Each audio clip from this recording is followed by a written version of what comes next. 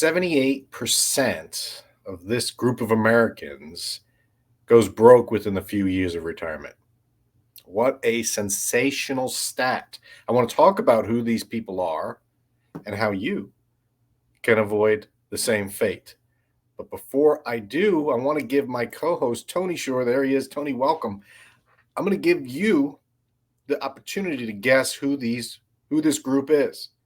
78% of which go broke after a few years of retirement. Who do you think that is? Careful.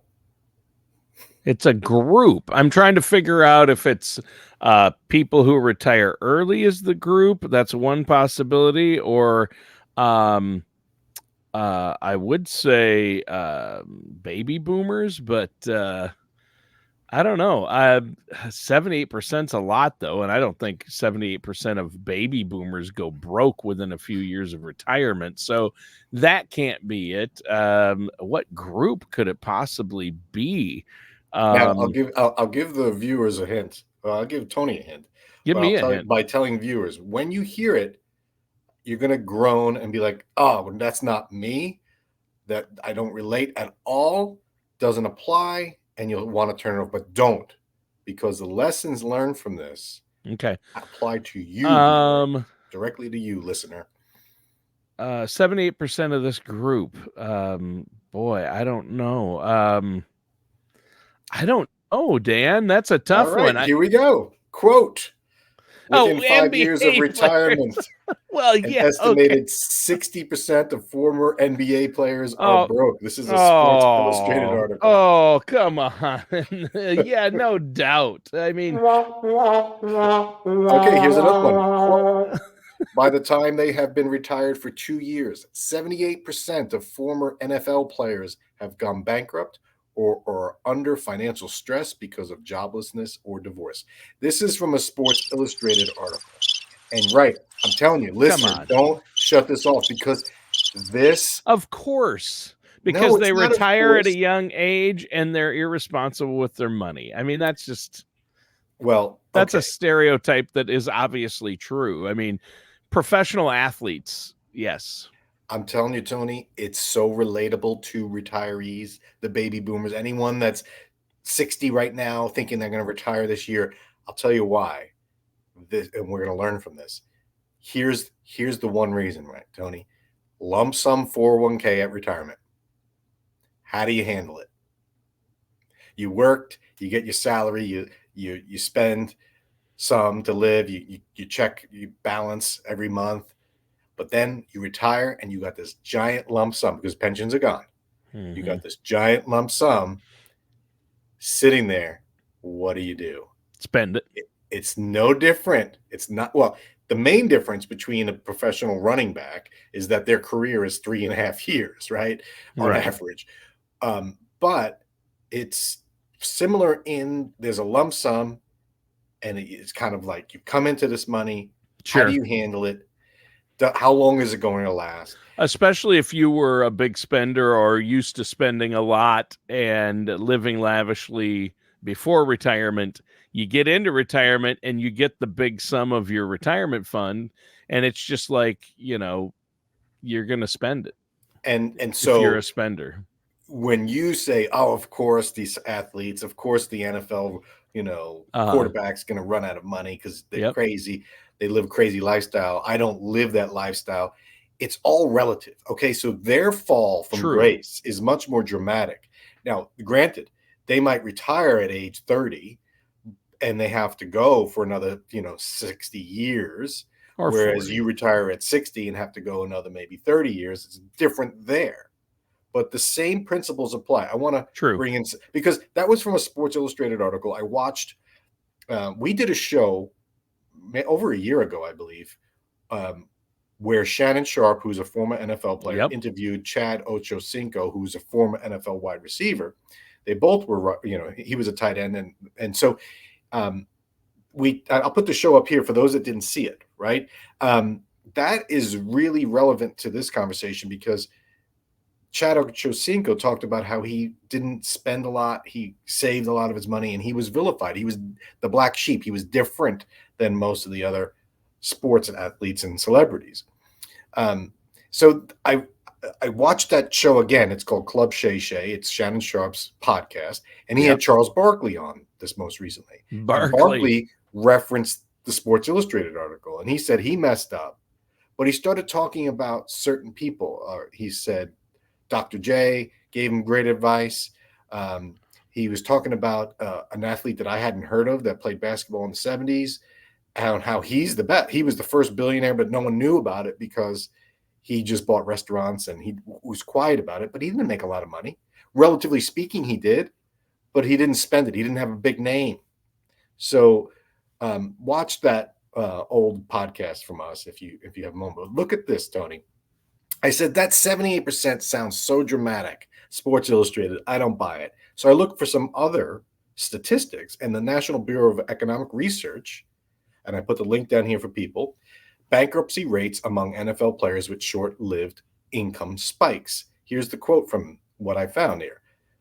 We find that initial bankruptcy filings begin very soon after retirement and continue at a substantial rate through at least the first 12 years of retirement, end quote. And here's another one. Quote, bankruptcy rates are not affected by a player's total earnings or career length. Having played for a long time and being well paid does not provide much protection against the risk of going bankrupt. So you might say, oh, they only get 3 years of, multi-million-dollar salary and then they're out.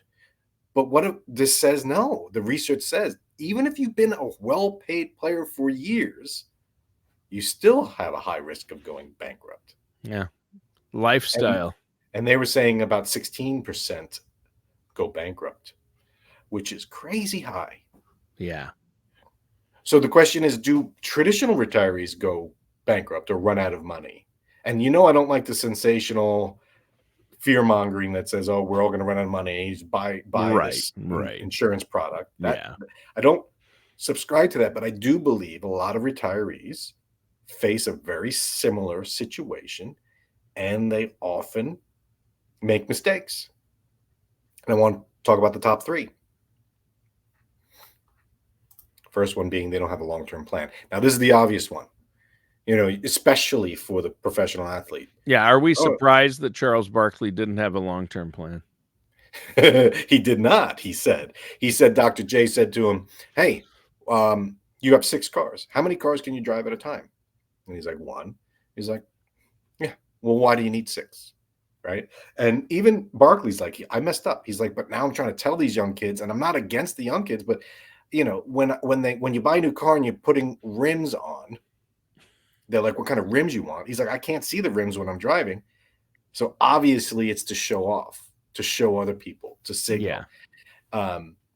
So that's the second one, which is keeping up with the Joneses. But going back to this first one, if you don't plan for the length of time you need the money for, you might do some poor decision. You might make some poor decisions. Right. Example, Tony, you retire and you're 62. So when you're not a professional athlete, you made 80,000 at your peak, right? And now you have 400,000 lump sum coming to you. And the first thing you do is say, well, I've been meaning to get a new car. I need one. My car is 8 years old, but I want a nice one. I've always wanted fill in the blank. And my wife's been wanting that new kitchen, and let's just do it. Well, how much is it? 60,000? I got 400. And now you're gone. A quarter of your money's gone for 2 things. Now, not saying you don't need a car or a kitchen, but did you think through the long-term impact of that? Because now that's $100,000 less that you can use to generate income for the future. So it happens. It's not going on jet setting and getting a diamond ring and spending $4 million on a night in Vegas. Like Good point. Professional athletes. But its magnitude is similar. Sure. Yeah, that's a really good point. 2 simple things that a lot of people are thinking when we retire, let's remodel. Let's get the new vehicle. And that doesn't sound that unreasonable, but when you're on a fixed budget and you all have of a sudden, right? But you've worked your whole life to get to this point. Why should I deny myself this? And I'm not saying to deny, but delayed gratification is huge, and you have to have a plan. You can't just do it. Yeah. Well, You this could is do it where if you run the numbers. the question that a lot of our listeners and viewers ask, Dan, is why do I need to work with a financial professional? Why do I need Dan Wendol? It's because you need a plan for retirement, or you could end up like these guys on a different scale, probably, and maybe not as quickly, but a couple of simple things that you think you deserve and you need, and you could derail your whole retirement and run out of money. But if you have a plan and work with someone like Dan Wendol, then you can avoid those costly mistakes and have a plan, and maybe still spend money on yourself, but have a plan in place to do it, Right. so you don't deplete your source of income, and don't spend down that the power of compounding interest, right? That's it. And it's not, I'm going to prevent the average retiree from buying 6 cars, because that's ridiculous. Because that's what people think about sports athletes. They think that's why they're bankrupt. They have 6 cars, but Right. you could go No, bankrupt buying 1 or 2 cars. right. Yeah. You Yeah. can, one bad decision. Also, it's the opportunity cost of doing that thing versus investing it for the future. And a lot of, in our last show, which was very popular, how much cash do you keep on hand? I made the point that the amount of cash you keep on hand shouldn't be to grow wealth. It should be to protect against you making a poor decision elsewise. Sure. With your other money that you're still investing. Because when you're 60, you're not going to die tomorrow. Now, you might, but, and you don't want to hoard your money, but you need to prepare for 10 years out and think that way. So the second problem is keeping up with the Joneses. And that was the Chad Ochocinco story. And this is, Charles Barkley talking about how, you don't need to have, do you really need to have rims? That kind of stuff. I think retirees do this as well. The traditional, typical retirees is, oh, they're going on that European cruise. I need to go on that European cruise. Well, you don't have to. You don't have to keep up with the Joneses. And we did a show that the number one success factor, the number one far and away to determine whether or not you're going to have a retirement success, is living within your means, not keeping up with the Joneses. Right. And the third one, and this one was brought up by Charles Barkley, and Barkley, man. I'm telling you, I'm high on him. Financial. He's a guru. He said, helping family and friends. He said that when he mentioned he had financial people help him when he was still, just coming out of basketball retirement, and as he was still playing toward the end. And they said to him, Chuck, whatever, why are you giving money to 8 people? Who are these? Like, why are you supporting 8 people? And he said, I help my mom and dad if they need it, maybe brother, sister, but yeah, your friends that give you money. And I think the quote, something along the lines of, the problem with giving these friends money is the first time you say no, they're not going to be your friend anymore.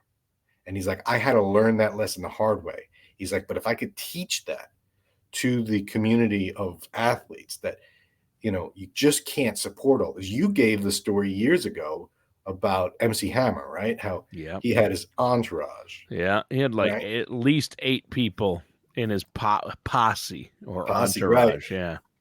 Yeah. So does this apply? I mean, it applies to lotto winners. We've done shows on that where lotto winners, all of a sudden you win the lotto, you're going to get phone calls from long lost cousins. Hey, I got this business idea, right? And you feel like, I got all this money, why not? It's because it's not sustainable. And so when I say the 3 biggest punches to retirement success, the things that will knock you down, to bring up another athlete, Mike Tyson, one of them is a needy family member. And that could be an aging parent or a child coming back to you. You have to protect yourself. You have to make sure that you put the oxygen mask on first, and then help your sibling or your son or your parent. I think that's really important lesson here. And the younger you are, the harder it is to realize that that's not sustainable. As you get older, you start to realize, man, I got to worry about myself a little bit here. But it's so hard to say no to family. You got to draw the line. It's never good when you have more dependents as you retire. It's just not a good scenario. So you got to draw the line, and that's the tough one. I've always said that's the toughest one to say no to. Like, your kids come to you now, Tony, your son, he's independent. He's married. He comes to you and says, Dad, Mom, help me out here. Are you going to be able to say no? Is that it? I'm hoping that doesn't happen, but if it does, I can, but the other half can't. That's harder for her. Yeah. You might say, oh, if I retire and you don't have siblings, but if your kids come, you can say no. But what if your wife's siblings say, hey, we need help? It's easy for you to say no. It's like, oh, but your wife, you're right. It's a good point. Your spouse needs to be on the same page here. Yeah. So to conclude, large amounts of money that should be used for retirement, difficult to handle. Don't fall victim to the professional athlete trap when you retire and get that lump sum. Oh, instead of taking a pension, I'm going to take a lump sum because I can control it. I get to keep it in the family. Do you control it? Do you have control of it? That's the first question. Yeah. Yes, technically you have control of that asset, but do you have control of yourself to then control it? Mm-hmm. And delayed gratification is big. Think long term. Like I say to people, when you retire, you're not going to die. That's not the plan. The plan is to live and not have to work. The plan isn't you work and die, right? So when you're building that retirement plan, you gotta think, all right, how long am I going to go? Think about it. It's a horrible discussion, right? But think about your parents. Think about longevity, and realize that the longer you live, the longer you're going to live, statistically speaking, which sounds crazy, but you got to think long term. True. Good point. Yeah. So this is why, and we did a show why you should play the lotto. I tell people to play the lotto, but it's not for the same reason why. It's not to win. It's not to win. It's to think about what you would do if you won, because you got to think about what you're going to do in your retirement. You just don't retire and then say, all right, now what? Because that's when it's very easy to redo the house. That's when you could 30% of your income, your savings can be gone in a week if you play your cards right. Well, I think this problem that people run into when they get access to the big lump sum that they've saved up, and a lot of people can make big mistakes. I think the number one solution is work with a financial professional. And I'm not just saying that to plug you, Dan, whether, if you already have a good financial professional of, if they're a fiduciary and looking out for your best interests, work with them. Yeah. And if you want to work with Dan, give Dan a call. But I just think that's the key to this issue. And I think that there is a caveat to that, though. Or call Charles Barkley. I mean, apparently he's got some good advice. You call a financial advisor, they're going to talk. A lot of them will talk about, let's invest that money. And that's another fault, that you put a lot of trust in someone, they go crazy and take too much risk. It's like, well, you're only 30, you're only 60. We could take some, and there's nothing wrong with risk. But I would recommend you talk to a certified financial planner who's going to look at the big picture to factor in health insurance and estate planning and all the taxes, so that it's not just, well, let's figure out how to get the best return, because that's not the answer. The answer is, how do we get the best income? How do we all fit together? So I agree with that. Well, Dan, I think the answer is to work with a financial professional who is on a first name basis with Charles Barkley. You obviously call him Chuck. Yeah. You and Chuck are tight. You and Chuck are tight. The rest of us, desist. We'll play. So the rest of us is Charles. Yeah, he's going to see this show and go, "Who is this guy?" Let's Chucky. I'll have my people talk to him. All right.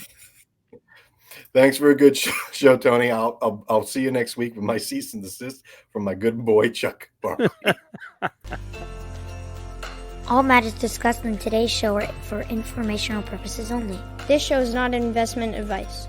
Dan Wendol nor Dolphin Financial Group are affiliated or endorsed by any government agency. Investment advisory services are offered through Dolphin Wealth Management, Inc., a registered investment advisor in the state of Florida. Insurance products and services are offered through Dolphin Insurance, Inc. Dolphin Wealth Management Inc. and Dolphin Insurance Inc. are affiliated companies doing businesses as Dolphin Financial Group. You should talk to someone at Dolphin Financial Group before implementing any of these strategies or ideas.